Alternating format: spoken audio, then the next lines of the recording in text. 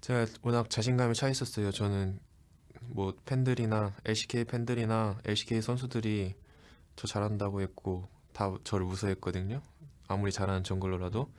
그래서 자신감에 차 있었는데 제가 북미 오면 제가 어느 팀을 가도 상관없다고 생각했는데 적응이 힘들더라고요. 그래서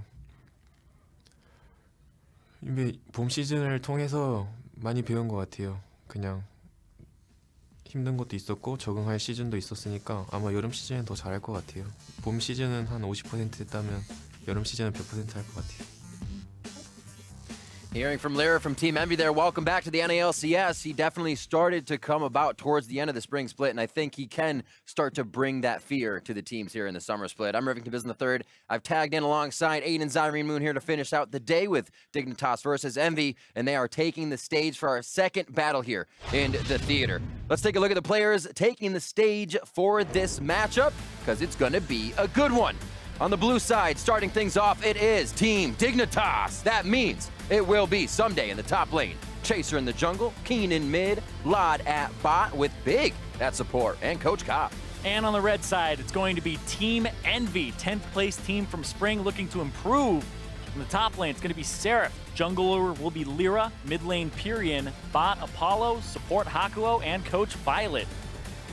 And both teams kind of have a name to make for themselves here coming out after crawling out of the bottom of the standings. Team Dignitas come into the summer split, adding more cogs to the process. Yeah, before the spring split completed, members of Dignitas talked a lot about their focus on improving communication, and their changes in the time off just emphasized that that is what they were looking for. They've added a new coach, they've added St. Vicious, they've added Someday and Chaser have had more English lessons, Right. And they brought in Big, a support that's known for his communication, so definitely the focus of this team is get everybody talking more. Absolutely. They get to now show off any possible improvements against Envy, who couldn't make the climb out of last place in the spring split. Yeah, as far as last place teams go, Envy has more to build on than most. Lyra made first team all NALCS, and it's the first time for a player on a last place team to ever do that. Exactly. And they've targeted a pain point for them in the mid lane. The problem was they couldn't really get a transition from Lyra's great early game and the best early game in the league on Envy to actual game wins. But they're hoping with the addition of Pyrian and then Niski, perhaps they'll be able to take the team's impressive early game and transition them into those victories that were eluding Envy so much. We'll have to see. We do have obviously Pyrian here ready to get into game today, going up against Keen, as we know, on the side of Dignitas. Both have pretty decently sized champion pools, so it'll be interesting to see what they decide to start with. Exactly. And let's talk a little bit about the changes that were made to Envy. They brought in Pyrian and Niski. Niski, a European rookie who hasn't played in the LCS. They're waiting for him at the moment. Pyrian was actually a sub for Phoenix One, lived in the house, came to all the LCS games, watched them, was an understudy to Ryu for that entire time, so he has stayed sharp. Also was recently #1 in the Challenger ladder in North America and favored Kassadin. He was one of the people who jumped on that Kassadin train before everybody else did. So I'm looking to see what Pyrian's able to do because we haven't seen him in a while. And they also brought in a new coach. They brought in Violet, who's actually a StarCraft player, former professional StarCraft player from Korea. So he has a background in tactical games and also a Korean coaching style, which is something that I know that Seraph kind of refuses to work with coaches that aren't really in that Korean style of coaching. So this is right up his alley as well. So we'll see what this does for Envy. It really can open things up, having that different perspective. We have a lot of European coaches, North American coaches, but having that style, again, we've seen what it's done for C9 in Reaper. So we'll have to see what it does here for Team Envy. Dignitas versus Envy, we're into picks and bans phase 1. We'll see what the teams have done for their homework. Yeah, and like we said about Dignitas, their changes were mostly communication, more English lessons, Big being added to the roster as opposed to Expecial. Big will be starting, and we'll see what that does to the bottom lane here. And Team Dignitas, remember, they played best when they were reactive to what the enemy was doing, but also they played best when Someday was actually on tanks, and he played to Chaser and Keen and Lod, and actually just kept roaming. So I want to see what happens here in this split. Are we going to see more of that Fiora for Someday, that split push monster, the guy that he's known to be? Maybe not, because they're banning it out. But I want to see what the style is for Dignitas. Are they trying to become a more well-rounded team where Someday gives away his resources? Because he had the best laning stats out of all top laners in NA. Well, you almost know it's guaranteed you're going to go up something like that against Seraph, right? When has the guy really played tanks? I mean, he can, but it's always trying to carry from that lane, have a split push advantage from that lane. So Someday almost knows the type of matchup he's going to get. Denied in engage, and a little bit of that top lane from the Team Envy side. And same for Dignitas with Fiora and a bot lane focus, and they came in.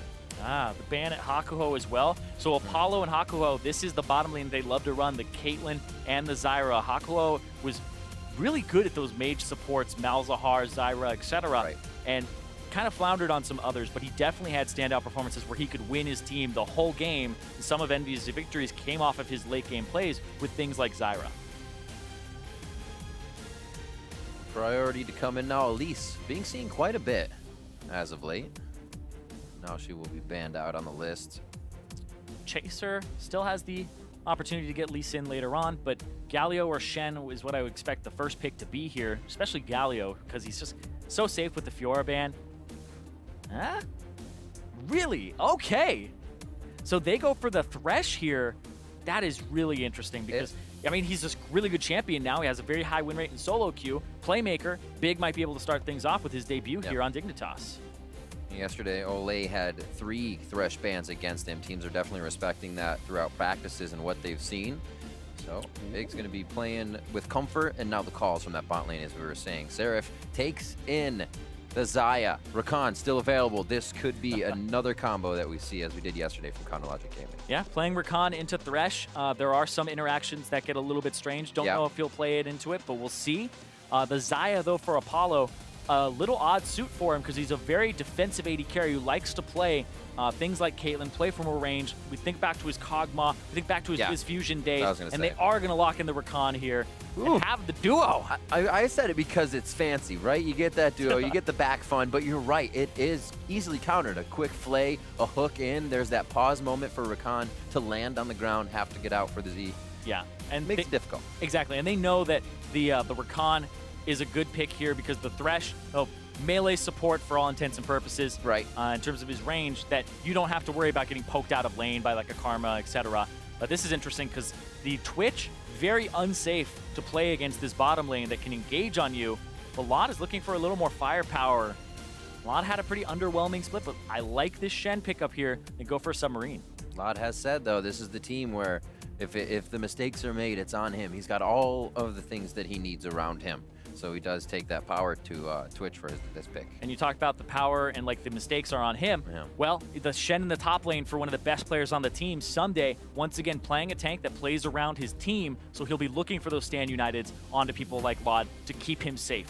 Syndra pickup already as well. Things are going quick here for the first set of picks, but a little back and forth, at least for the mid now and top. Yeah, and now I expect Fizz Echo as the bans here because it's Keen. Keen knows counter picks like the back of his hand. And now the next thing as well is the Vladimir going to be coming out right after that? Because you don't get those 3 bans, you only get those 2. And we'll see, because there are a decent amount of Syndra counters, and I assure you Keen knows multiple.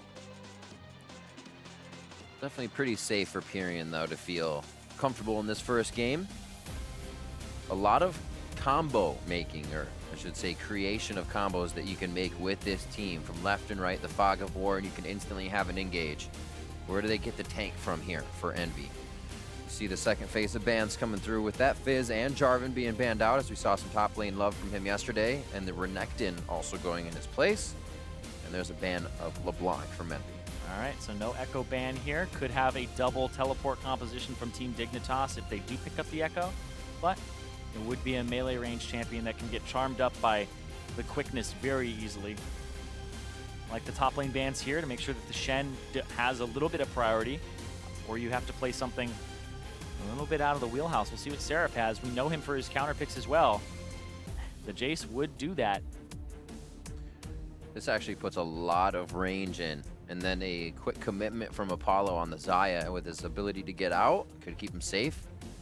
And it's interesting because this composition from Team Envy, Xayah is most powerful when she is kiting backwards and has Rakan. And this is a composition that you want to engage on. You want to throw the hooks, you want to take them, you want to have the Shen go in, and then that's perfect for the Xayah to disengage and get away from. Especially when you have a Jace. Jace will poke you from afar, counter to Jace, get that hard engage going. More shields. Yep. It is going to be a LOD-style game here that Dignitas is going to put together. Quick engages from Big and Someday.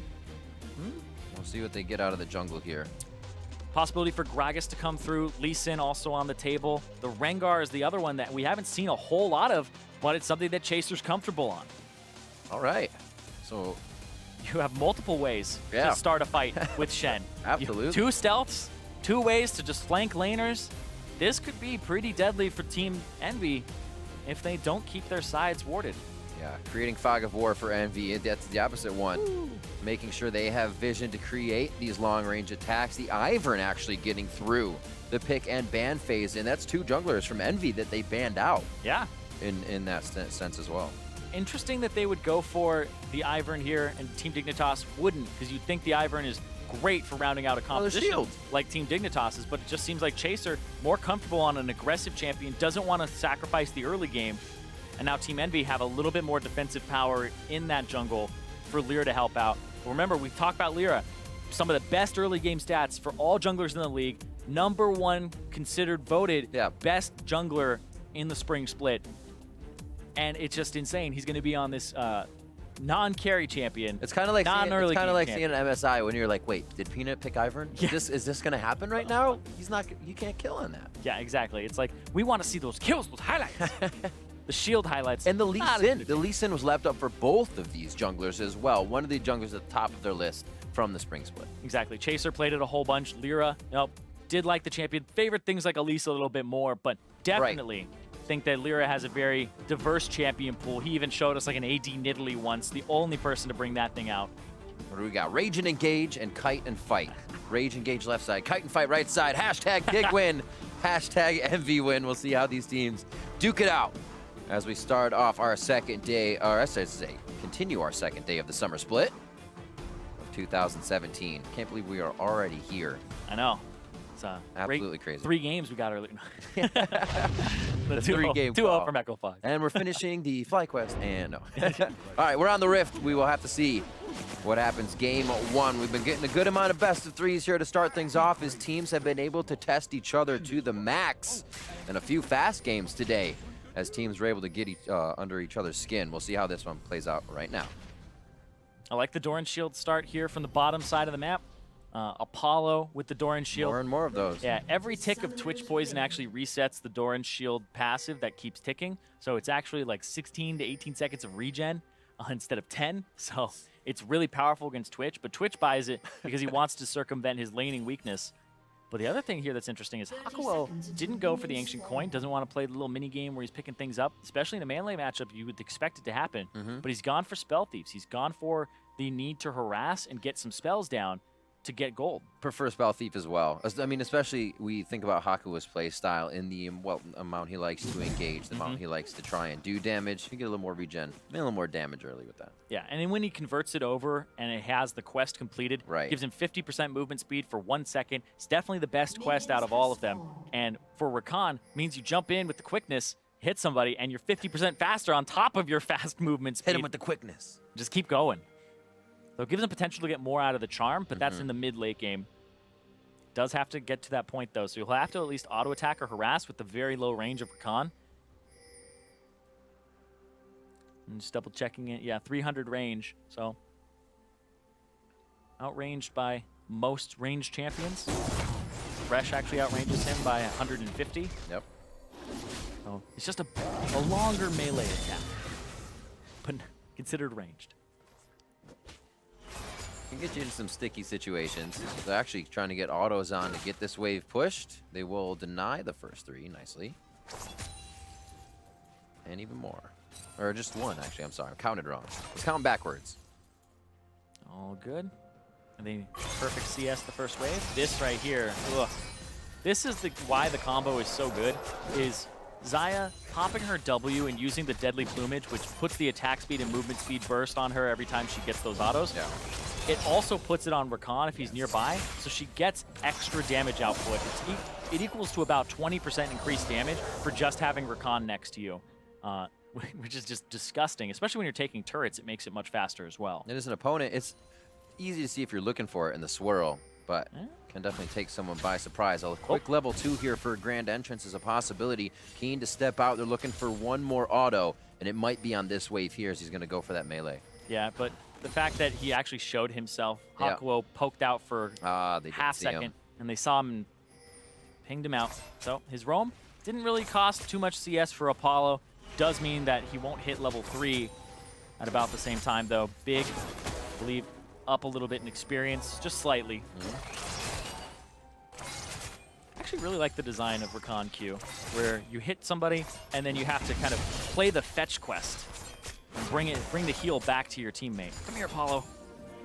He's running. No. It feels great because it just feels like he's running, like just playing fetch all the time, and I like that. It is nice because you can also make a Q and then a battle dance play. Bring it over real fast. It's a great thematic thing as well. It's like the bird goes out, it's like, you like yellow, and then goes back to him. Yeah. I'm sure that's what he means. Another heal. Just quick hits, not too much damage, not something that It's not too much healing either. leveling. Yeah, not too much healing either. It's kind of that we dove a turret, hopefully, and you need about 80 HP. Yeah, exactly. And the healing isn't that much. It's like 45, and it actually goes up based on level, not rank in the spell. So it's to encourage you to max the W, the big playmaking ability, the grand entrance from Rakan, so you can make those plays instead of harassing in lane or something like that. A good roam. You can see each time it kind of plays out like an Ashe lane, but with more roaming, since I believe Hakuo will maybe just be able to get in and out more dodging with the grand entrance if he needs to. But they push it, he roams, clears wards. They continue to have vision on this side of the jungle. Yeah, and it's interesting because this could potentially backfire onto Apollo at some point when Hakuo leaves, but he's playing safe enough. Sure. And I talked about how Xayah is most powerful when you're engaging on her and making a play because of her feathers and their positioning. So it just seems like Dig don't want to walk up and make a play on her because of the potential of the turnaround. We'll see, again, the different play from Lyra here on the Ivern. Usually at the end of the season, this was a Fervor Nidalee diving turrets at level 4 and 5. Here we're setting up for ganks from the river. Yeah, was predicting Chaser to be on the bottom side of the map during that time based on his Raptors when they were warded out. Means he had already cleared his Raptors twice, so he was on that side doing a bot side clear. So he stuck around a bit, but both junglers just backed off. This job so far from Keen, farming within the minions and getting Pyrion to actually do some good damage to them as well. Getting his lane pushed, but also being able to push in Pyrion. Yeah, top lane though. Seraph able to get himself a small CS advantage and back, not having to use his teleport either. Whereas Someday, it's kind of done the same already. Interesting that you would see the Jace be about the same CS as that. Look at that, Lod knocked up, can't follow up. Progression towards the top. That was that re-engage we were talking about from the Thresh. Lyra in the top side as well, looking to put some damage onto Someday and maybe get a teleport out of that play. And I'm not surprised at how hard Apollo and Hakuo are going, but once that level 6 comes up for Someday, they do have to be careful on the Shen ultimate. Yep. Someday himself, Pretty close. Pretty careful here. Yeah, it's both pretty close to that level 6. Someday gonna hit it very shortly. And this is where Chaser is gonna hang out on the side. Don't know if he's gonna do anything though. Hey, he actually just checks the bottom side jungle. They know that Lyra's not on the bottom side jungle. Potential for a play. It's good to interrupt on the recall so they don't get synchronized. Wait on the back. It's one of the best parts as well. In a duo, somebody else can start the recall for you. You just take the rest of it. And yeah, Apollo going for the crit-centric build, maxing E, the root or the feather pass-through, the blade collar. Scales off critical strike chance. It's the build that we're seeing a little bit more commonly. There was a Blade of the Rune King build that was bouncing around, but it seems like people are much more favoring these builds of the AD and crit as of late.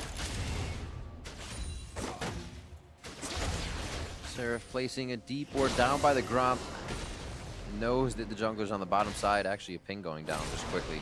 Maybe be able to go a little hard here and keep Someday out of the game. We talked about Someday being on something strong to kind of carry the game. Definitely going to be a support one for him.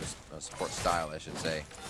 Yeah, nothing quite carry-oriented with that Shen, but I will say that Shen, towards the late game, can have that split push threat and split the map. But this is an NV composition that really is squishy, so I think being in the team fights for Dig is probably going to be the better suit. He can hold up against the split push of Seraph, But if you do pick a team fight, he has ways in with Laud and Chaser. So could see some great playmaking from Dig. But we talked about communication and them wanting to up it. This team needs communication because if one person's engaging and the others aren't, that's a problem. That's a huge problem and could potentially lose you the game. And Dig really just want to have those clean engages, those clean catches. Well, that's why we have Big now in the bottom here for these guys. A first pick on Thresh for the team. A lot of priority put there in the bot lane for him to feel comfortable and continue to keep vision around the map, continue to keep calls for just about each lane. They decide to go from here. A lot of wards being placed in by Envy. Wouldn't be surprised if something were to come about soon for them. Red buff being taken over by Lyra. May even be able to scoop one over to Seraph at this point. It's an Ocean Drake first, so not drawing too much attention. Tyrion coming back to the LCS, not too bad in lane, 76 to 69 on what was a third Syndra pick for them in the first round. Yep. Goes up against me. Wanted to make sure that they kept their jungler as well as their top laner safe in terms of picks. Yeah. Was actually very safe in that sense. Yeah, it was very interesting because it's also a bit of a deny. They took the Syndra, the Jace, knew what it was playing into. Apollo, looked like he wanted to maybe make a play there. Because Lyra was there to follow up. Everybody's pretty hesitant at this point. The hook hit, it wasn't even a change of play in Apollo and Hakuo. They kind of took the fight as they were farming. Still no aggression from Laud and Big. Lyra has not been able to find these ganks though. Coming through lane efficiently, can't get it to happen. And Dignitas is kind of playing with a sixth sense here to keep themselves out of range. Yeah, Dig's comp, I mean, you could be like a big playmaking Thresh and try to like outplay bottom. Yeah. That's such high variance and very risky. Why not just scale? Wait for level 6 for your jungler. Great, maybe Rengar will ulti at some point. Maybe you'll have a Shen ulti. I feel like Dignitas, when we talked about they play best when they're playing reactive, Envy are trying to play reactive right now, but they're shoving all their waves. And so Dignitas, though they're in this position where, hey, we're waiting for a play to happen on us. We'll see one maybe happen topside here because Seraph has pushed this up. And we also have Xayah and Rakan, Apollo, Hakuho have backed, and they're pushing up. Bot lane turrets getting hit. They're probably going to call to someday. There could be some tricky stuff going on towards the top. And it was a pretty early entrance here from Lyra. Someday gets pushed off. They probably actually don't want to deal with him. They want the turret, so showing early doesn't even matter. Pushed off on the bot. First turret blood. It's very close. May go over to Envy on this one. A few more shots. It looks like they will be able to pick it up. Yep, Envy get it first with the help of having 3 people who really do want to auto-attack it. The Spell Thieves as well will add damage to that turret every time you hit it. And Rift Herald started up by Lyra. Daisy's going to be taking the brunt of the damage. It's a 10-minute Rift Herald trying to push it forward. We talked about the early game for Envy having the best in the league in spring. He's going to get help, right? He can run around it. He can solo this thing. Oh, he'll be good now with the shield. He'll get Hakuo as well with the Battle Dance. And a heal. Solid. It's a bummer. The eye won't open once it's at its last bit of HP percentage-wise. So once it goes down past 2K, hold on though, Pyrian, ulti from Laud. To a fight, Laud, one more shot. He's going to be taken down. It looks like Pyrian could be all right on this one. Yeah, he's good. He's good. He's good. Squeeze tight. He's out. Ooh, but they got the Rift Herald. It's on Lyra right now. Doesn't have much mana to actually do anything here. Ward Wars. Ward Wars a shot over the wall. Seraph doesn't even take it. And they just hold up for a fight here. They don't know what's on the other side of an unwarded mid. Another Sightstone for Ivern, for Lyra. It's really interesting that we're seeing that more and more here. Instead of just going for the Tracker's Knife, people are really valuing that HP very highly here on Ivern, as well as having another ward. Yeah, the wards that Lyra's been placing all around the jungle are very apparent. Still hovering on the top side, you can just see someday clear as day. And now they have lane and the bot pushing, so continuing with Hakuo to push the wards up. The vision game has been pretty crazy here, right? Yeah, and Lyra setting up the Rift Herald mid. They knew that the back came through from Orianna. This turret, though, very healthy, and this just seems like one to put pressure on it. I'm just going to take it right down. That was underwhelming Rift Herald. He still had about a minute and a half or 2 minutes on it before he had to throw it down. They just wanted something in that mid lane. Interesting. I feel like it can become really efficient if you get the 2 shoulder wards down, which is over in the Raptor pit and the one off to the right that would come down from Baron. Then you can at least know what's behind it, step to the turret, and get some damage with a huge Rift turret. Yeah, but it didn't seem like they really wanted to actually go for anything there. They just wanted control of the bottom side of the map. That was one of those, let's just throw it out for damage. Yeah. Rift Heralds, a freebie. No first blood still, 13 minutes in.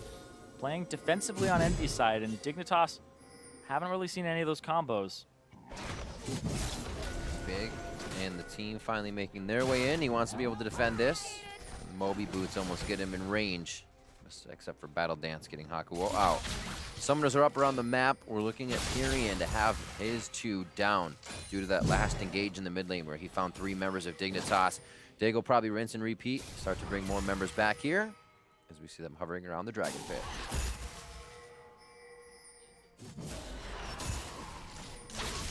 They're just looking for picks. Lod keeps coming into the lane as Twitch. Stealth. And then we also see Chaser just on the side. But Envy are just playing safe as well. But I do feel like they get outscaled by Dignitas' comp slightly here. But not by a glaring margin or anything like that. Xayah scaling is actually quite good, especially when you're engaging on her. The Ivern will fare very well in the late game. It's just the Jace who has to kind of get his split push on early. It's interesting as well because he's going for a Blade of the Ruined King. Right here, though, Hakuo going to face check, gets caught. Oh, they just turning it around. Pink ward in that brush. Apollo trying to do what he can as he throws down the ultimate. Seraph comes in, he goes to the skies, he's already in hammer form, so it's going to be real scary for him as he tries to flash to the back of the pit. Good damage from Lyra. Hakuo trying to get up. Lyra got first blood. Be backing out of this one. Lod is down in the fight. Chaser to the backside here. Someday's going to give himself up for the rest of the team. Keen not able to get in with a shockwave on a grouped up Envy for that fight. That was big. That was honestly just back and forth, but really the turnaround there. Playing against the Rakan, a lot of people are still not used to it, but Envy were right in position to counter there. Good counter from Hakuo as well as Apollo. And these guys, we've had heavy criticism as well of Apollo not being like a very proactive player, but Xayah just seems like a champion that's great for him because if the fight starts, he's able to actually just turn it around. Because right here, you could get out as Hakuo, but instead turns on the quickness, taunts both of them, and then goes for the grand entrance for the knockup after. Seraph comes in, a lot of damage blocked there by Spirit's Refuge from Someday, and he tries to actually taunt up Seraph, but they don't have return damage there, they don't have their Orianna, they don't have Keen, and then Hakuo tries to make a play moving forward afterwards. Lyra had already picked up Lod, who's a big damage dealer on this team. We talk about putting all your eggs in a basket. Lod is going to be the majority of this team's damage during the mid game. Keen will pick it up a little bit later, but if your Twitch is getting picked off like that and doesn't have the protection, then it's an issue. It's interesting too because he was picked up by an Ivern, which you don't really expect, but it still happened and Lyra got that first blood. Thanks to the brush. Yep. Yeah, just pushes on both sides of the map here for turrets. Just trying to open up the map a little bit wider. Talked a little bit about the kiting. We didn't talk really about the disengage these guys can do. And then to the kite, they hit Apollo or they hit Hakuo. It's a battle dance or it's the quickness out, right? You have so much committal to that first hit that Dignitas kind of was left wondering, well, who do we hit next? How do we engage next? Very tricky there from Envy. So now that Dignitas know, probably won't be hitting that as quick next time and be sure of which target they are going to grab. Exactly. Dignitas weren't really that great at proactive plays during the spring. Like we said, always looked better being reactive. That was a play that they started again and it backfired. And this is a comp that you can make those proactive plays. They were looking for some with the Twitch constantly stealthing into lane, but we haven't really seen like an ultimate from Chaser where he's trying to get a pick. And look at this Big trying to shore that up. There's the hook. Oh, what a good hit from Hakuo, denying the rest of the damage with the shockwave from Keen. Finds its true targets. Pyrian and Hakuo are down. Not everybody there from Envy, and a great turnaround from Dignitas. That was a great hook from Big to start it up, but then a follow-up from Keen. The guy has so much damage already, highest CS in the game, and he's been doing work. That's why that last fight didn't go their way either. Right. Imagine, again, if we had that shockwave in the last fight. Holy moly. And he's still going to go back now with a bit of gold in his pocket on those 2 assists. Chaser trying to do what he can to get this Drake for his team. Get a little help from Big, possibly. Big going around to the back. Chaser says, I got it. Just give me the lantern to get to safety. Yep. Not even going to smite it. Cool guys don't smite. Yeah, going to go for the red, smite that. So top lane working on a bit of Seraph in favor of Seraph here, knowing the pressure was bot. He gets to throw more wards on this top side of the jungle and push, but we'll see this engage one more time. Even on a ward, Pyrion disrespecting the play. Yeah, Pyrion too close to the wall, didn't have any options except to move closer to Keen to try and dodge, but you don't want to do that. And nice follow-up there. Keen, I believe he already had Merc Treads by that point, so the quickness actually lasted less time and was able to just go for the Orianna Shockwave and pick him up. Like a honeybee. I love Ivern. All those voice lines he has. 191 to 164. We'll see now what Keen can do. Gives himself Merc Treads as well, as you said, to keep those plays going and keep Orianna true to her lore, dancing around the map. Hakuo now seeing what he can do, trying to be global for the team and get these wards down. Envy still keeping their vision up, but they gotta keep the turrets up because the vision will just fall regardless. He's getting picked apart a little bit here. Dignitas are just grouping and splitting.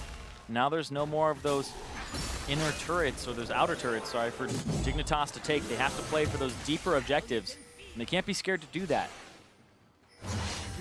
Seraph pushing down bottom, still doing his split push thing. Went for the Blade of the Ruined King first to try and do some percent HP damage and to sustain himself in the split. It'll work a bit versus Someday, but ultimately he does have to find a way to push this Shen out.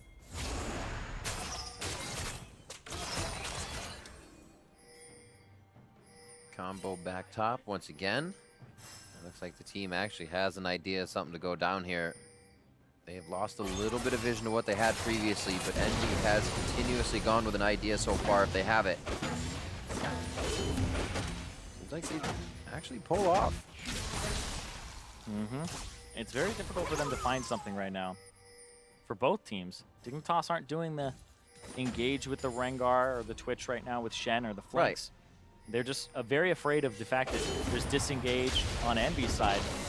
But also Seraph, if you do make a play as Dignitas, it means your Shen is no longer in that lane, and Seraph could get a turret if it's properly disengaged by the rest of his team. So it's a little paralyzing to try and make something happen. This is good as well. Bring it to the teleport. You're not going to be tricked by him showing up in lane, and then you bring the team down. Just going to go ahead and organize everybody in the same spot. A flash being blown, a Seraph overstaying his welcome after a taunt from Sunday. And mid lane is going to be pushed here. Lod and Big trying to make a call. Sorry, Lod and Keen. And have to watch their right side as they do not have vision. Yeah, push up mid. Try to route them that way. What's the Baron status look like here for this team? There's no wards in this area. They don't really respect that. And Keen's just going to drop out of vision and back. Pick himself up Luden's Echo, so a good back for him. They're playing around each other. Yeah. It's like, how can we avoid each other even more game right now? Both teams seem like they just don't want to play into the other team's hands. Yeah. But Dignitas, I will say, just scale, like I said before. I mean, so they're happy right now. Yeah, they're pretty happy. They don't really have to make gigantic plays or anything like that. They can just scale up and wait.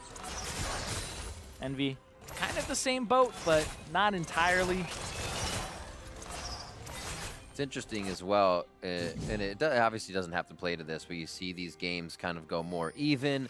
Dignitas will try to make a few plays. If they don't, it almost puts them in that situation where then they do have to say, do we position for a Baron jockey? Do we go back to that? If the game's kind of almost manifested itself in the end, once you can't find anything. Exactly. Is it a Dig Baron again? We'll see. Envy, not really the greatest of early games here either. I mean, we talked about how they were the best early game team in spring with Lyra's aggression, but the Ivern, very different style champion for him. Mostly focused on vision control and taunted out here. Bit of a hit. There we have the ultimate from Chaser. Does not look like they're going to find too much. Lyra should be able to get out of this one alive. The redemption comes down from himself. A little bit of self-healing there. Bot lane's pushing very nicely right now for Dignitas. They have some time to play here, as Envy will have to respect that. Yeah, Seraph's going to go down bottom and pick that wave up and just grab all that CS and put him out to a pretty decent advantage over Someday. But Someday still has both globals and can still kind of pull them across the map. But this Baron, I think you at least go for a start or a feint here. This is a Dignitas Baron, and I think this is easy. I think they get this. They just saw Twitch go in there. Oh, Big's going to try to play defense on the outside. The boxes there very, very low. The Baron also is not taking too much damage. Great damage coming in from Keen and Big. Pyrion almost goes down as Hakuo flies in with the ultimate. Baron's down to 2,000 HP. This is smite range. Everybody's in. It goes to Chaser. Dignitas now needs to make it out safely as Envy is ready to engage. It's all range though. They have to get to that spot. Seraph can't do it now. They've been slowed. Good hits from Dignitas coming in. The Venom cast stopping the engage. Oh, Someday makes it out. Teleport in coming from Someday. He actually went to get that Stand United on his teammate. Gets hit up in the mid. Nicely done. The Stand United is faster as well. It takes 3 seconds as opposed to the 4.5, so he used that to get out right in time. If he had TP'd, that would have been him getting knocked up. Huge there as well from Dignitas, getting the Baron at 22 minutes. I was talking about how the vision of Envy was really lacking around the pit. I thought they were going to go for it at 20, but then they set it up appropriately, and then you saw Seraph down bottom answering that gigantic, slow-pushing minion wave. Exactly what they should have done. That Baron, that came to like a 50-50 at the end, but they almost picked up Pyrion at the beginning, and they could have gotten some picks on the way there as well. True to history. Yeah, and speaking of Pyrion, currently down 2 levels behind Keen, who's been having a great performance so far on this Orianna. Up 40 CS, has those 2 assists to his name.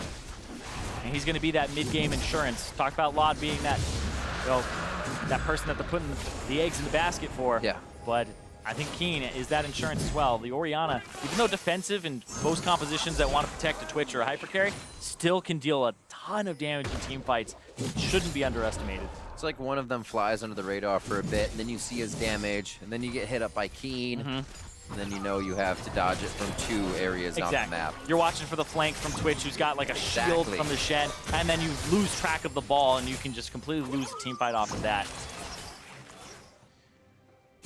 This Chaser gonna go. They are just creating a human wall throughout Envy's jungle now. It's gonna be very hard to get from turret to turret unless they route all the way down through their base, which means more time for Dignitas to get with these turrets. Pushed off in mid here. This is where the poke somewhat plays out for Envy if they aren't getting swamped by minions at their turrets. Yeah, I don't even know how much the poke sticks either. The Jace pick for top just seems like comfort, and this is where that small feeling of like hopelessness for Envy's comp kind of sinks in, where you're like, man, their mid lane's behind. They'll get obliterated by a shockwave. They have the ball combo where you can throw it on Shen, throw it on Rengar. They have the protection of the Shen. I'm not winning the split push as much as I should. We'll see here. All right, that's some good damage. Yeah, here comes Chaser though. It's a 2v1. He was that's baited. Unfair. He gets unfair. Oh! Pyrion there as well. Gets a kill for himself. Almost gets the hit onto Chaser. That's fair. The scatter. Comes in, makes it a 2-on-2. Tag me in, bro. Picks him up. They needed that, at least to get a little bit of breathing room. The Baron being pushed in more than one lane is just too much for Envy to handle right now. And Keen knows Pyrion's still doing a bit of damage now that he's got a few items. We'll back off with Lyra on the way. Both top laners blowing their flashes, though. Seraph was winning that 1v1, but it was really one that Someday was sticking around for. And Envy, like I said, that hopelessness is starting to kind of sink in. You're really relying on, hey, this split push has to work, or the engage has to work, but they're not going to be in the same spot here on Dignitas unless you really force something first. Yeah, Seraph. Good follow from Chaser here, but the 4 stacks. Missed the first route, got the second, and then the taunt flash from Someday. Put him right in range for Pyrion to just get the pick up there. Love seeing this composition again. A Venom cask from Lod into a hook from Big, starting off the fight with the Thresh and the Twitch. It ain't easy being green, but they're trying. They're trying. 3-3, 27 minutes in. A pretty neck-and-neck game, but Dignitas has found the structures, the map control, and they've really been able to put themselves on top with just those small advantages continuing to mount on each other. Be a little bit before Someday can push up this bottom wave. The rest of the team will be happy to take a kill if they can get it, but staying safe for the time being. Yeah, just going between turrets, getting those tier 2s. This has always kind of been the worst part for Dignitas, is getting to that base. They've had some early advantages in spring, but it was really just pushing it forward. A lot of that is communication too, having the team understand, have that game knowledge, and play relative to each other. They've gotten some mid-turret damage, looking towards bottom because it's been shoved out, and top is getting shoved in. I think this is great. Now they get a lot of damage on this turret. This is potentially this turret going down. Yeah. Envy doesn't have a tank line to actually threaten this, and because of this rotation, it's just way better, and Envy just pick up that turret. A lot of pings going down mid lane. They feel like they can get the backs and route Dig and just push this one wave down for maybe one, maybe a top two. Yeah, top lane turrets being pushed in someday, or sorry, not someday. We're having Laud back for that, as well as Chaser. You know, try to pick that one up. But now Envy get to push mid and get to push that top turret too. Oh. They didn't stick around for the damage there. We're a little bit afraid of Chaser potentially ulting and someday ulting him too. So even though Chaser was still like tier 2 turret in the middle of the lane, they were respecting that. Already got that Knight's Vow from Lyra. Yeah, he's actually gone for a build where the Ruby Sight Zone, we're seeing it way more from Iverns than I had actually anticipated. Right. The early Sight Stone, they get rid of their jungle item because you're never going to upgrade it anyway. And then the Ruby Sight Stone is health. 4 wards, your team is just swimming in wards and vision, but also it's the active cooldown reduction. So his redemption is off of cooldown faster than normal as well. Someday, not having fun, gets charmed up, is able to get out. He's out, has a lantern. He drew 2 ultimates and a flash. Very nicely done. Yeah. Only having to burn pretty much nothing. Just his own resources there. Like it. No flashes. Didn't have his, so they thought it was easy pickings, but Big was in the right place at the right time. Baron also in 30 seconds. Is this Dignitas one step ahead? Seraph trying to make Envy climb that ladder a little bit faster, but top lane now, Laud is on the move as he continues to go in and out of stealth for speed. Chaser's just able to run it down with him in the stealth squad towards the top side here. We'll see what they can do in a 3v4 v2 situation. Their third big coming up on the left side here, and so is Keen as they try to dance themselves. Do a good spot. They will be able to. And Envy now trying to stop a turret going down. Really just kind of waste the resources and head top. That ward doesn't see them. They don't want to kill it. They don't want to hit it and give away their position. They're doing Baron again. Dignitas, have they mastered it? Have they made Baron their pet worm? Doesn't look like it. It's healing. It's healing. So I was like, oh my god, have they done it? Have it's they like cracked the fog the code? before it gets you at that point. You're have like, they done it? Where is the Baron health at? They pulled off of it. And apparently, they still have those nightmares every now and then. But look at that! A nightmare! Blade in. Do they lock it down? No kills. Wait. Ignite? Yes, it's enough. Big comes up with it and the poison from Laud. Never underestimate the double dots. And now you go clear out that pit. Someday he'll push out the bottom side of the map. Seraph can't answer him, so this minion wave will go all the way towards that back, towards that bottom turret. And now, do you play for another pick? Do you wait for another hook? Play around Big, first pick Thresh, working out, new guy? I don't know. Seems to work so far. Is this the process? Is this clear out wards? Allow Someday to split push? Just keep going for hooks and baiting Baron? One thing for sure, they have their call to do it or the call to stop has been synced up for the entire team.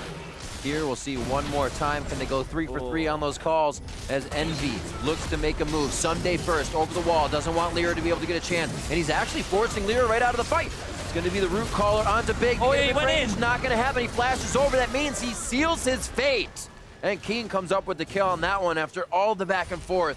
They do choose to go for it. Yeah, and that just feels like a desperation move because the game is getting away from them. They aren't in a position after Seraph got caught to even go for that barrier, to contest it in vision. Dignitas have the better straight-up team fight and front-to-back team fight as well with the Shen.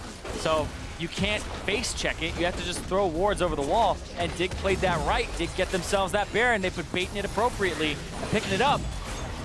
They're getting more turrets. They might crack the base, but that wave clear seems to be a little bit too strong at this moment. They have minions in every wave. Looks like they'll grab the ocean if they even want to. They should, just because it'll be uncontested. And back to do this once again, use the Baron buff at full and make sure they get more out of it. Keen, level 18 already. And this right here, the taunt onto Lyra, pushing him back. And then right here, the flash over. Big actually flashes into the root caller and flays him as well. So makes it so that Lyra would be super late to the flash in if he went for it, and it would give so much time for Chaser to actually go for the smite. Really well played there to just 100% try and guarantee that Lyra can't get in right as the smite would be coming through. Someday finishing up his Gargoyle Stone Plate. They get just more and more resistances under their belt here. Now, Gargoyle Stoneplate is such a good item as well, especially if you're team fighting. It's got that 40 armor and MR, and then if there's 3 champions around you, it grants 3 enemy champions around you, it grants you 40 more bonus armor and MR, which makes it incredibly cost efficient. So if you're split pushing, it's not that great, but if you are actually in a team fight, it's incredibly worth just from a stats perspective. But then you increase your health by 100%. For 4 seconds after, so hold on. Look at that. Nice. Shockwave on Pyrion and Seraph coming in.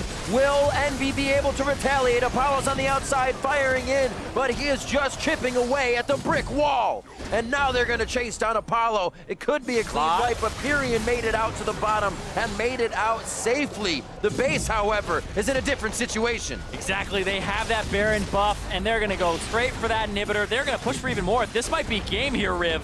Dignitas putting the pedal to the metal around 20 minutes in. Consistent Baron calls with cleared vision and cleared calls, and they are going to go 9-3 on the last Nexus turret. Another hook from Big, the first pick Thresh in their first Summer Split game of the LCS, and they will take down the Nexus to take down game 1. Slow early game. They knew that they scaled. Dignitas waited for the opportunity, and then the Baron baits. The 2 Baron plays that they made were very good and put them in a position to command the game. And then it was the fell swoop. It was the quick dive in, catching out Envy, who looked like their early game with Hakuo roaming around the map might be off to a good start, but Lyra didn't have that same superstar performance that we knew from him back in spring, where he would have such a great early game.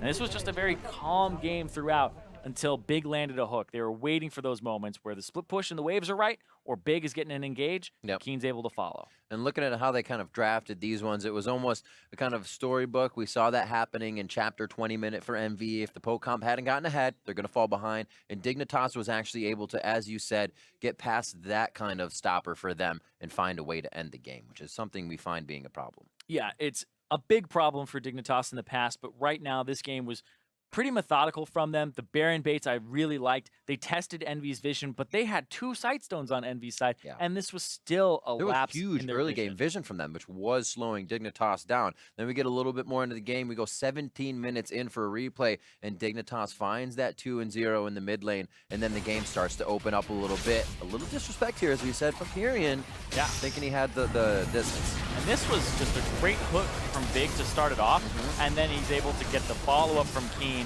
right on top of 2 members, as Hakuo, who had been doing some great early game moves, ended up trying to save a lot of those plays, because Pyrion did get hooked and did get dropped there, and that was really kind of, I wouldn't say the beginning of the end, because that took a long time to actually amount to it, but really, Pyrion was suffering in the mid lane against Keen, who was always up in CS, always up in levels over him, and showed that, Keen still has it, still didn't really miss any beats from last split. And it was a very quiet mid lane overall. We did see those 2 flash or the summoner spells blow in the beginning, and things kind of went off from there. Before that, it was a mid lane that was flying under the radar. Yeah, and even if you look at CS, it's 34 minutes is when the game ends. Keen has 380. He's been picking up so much farm, trying to get that Orianna to level 18, trying to be this very effective Shockwave team fighter that stops Envy's composition from even wanting to group ever. But I definitely feel like he played this very well. Keen kind of went under the radar, like you said. One of the big standouts in this game for me, though. Once we did see the Shockwaves, it was some wows. We'll replay the game ender. 33 minutes of 4-0 for Dig. And this was, they finally had Envy running around. They found him in the group. Yeah, great taunt there from Someday, hitting 2 key members in the backline. Seraph and Pyrion both really just shredded at the start of the fight, and then it's completely scattered from there. There's no front line. You're being flanked in from multiple directions. It's just the fight was started off right, and then the finish was exactly what they needed to. But really, that Shockwave, the taunt Shockwave, can't avoid it at that point. It's too late. It's already happened, and you're dead. So they had so much gold behind that Orianna to really make that play happen. So what are we thinking for Envy coming into this next one? A Thresh ban, maybe? Or what can they think to do? I feel like Envy need to just draft a little bit more aggressive for Lyra early, and they need a more cohesive comp because I just don't like this composition as a whole. I like Diggs more because they have multiple ways. You're thinking of this classic composition, put the ball on the Rengar, put it on the Shen, Shen will ulti whoever's going to go in. You have protection. Like, this is a great composition from Dignitas to play around with and play multiple ways. It's very fluid. Envy's is like Seraph split pushes.